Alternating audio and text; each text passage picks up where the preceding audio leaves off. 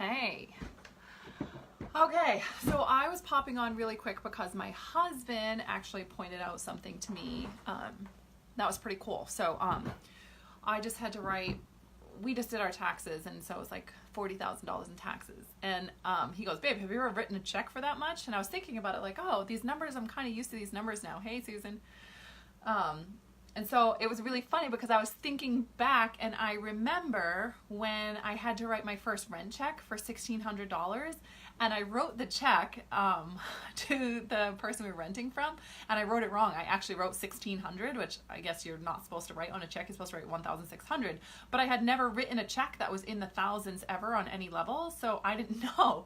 So when I wrote the check, I wrote it wrong, and I was just thinking here, like sitting back, like, I've been doing a lot of work thinking about like, who am I here to serve? Who excites me? Like, what is the pain in the world that I'm really looking to resolve? And like, use all these amazing gifts that I finally, like, I've been given and I see clearly, and the wisdom that I've learned and the trainings that I've gone through, and like really, how am I trying to use that in the world? And what's really been resonating with me is like, I know who I'm here to serve. It's people that like, I don't know how to even get started with this whole financial success stuff. Like, I just don't know how to get started. This is so confusing for me. Like the girl back there who, like, I wrote a check for $1,600 for rent, and it was like, I didn't even know how to write the check. It was so out of my comfort zone. I had never dealt with anything ever out of hundreds before, like all the way up until like whatever my 20s I was in.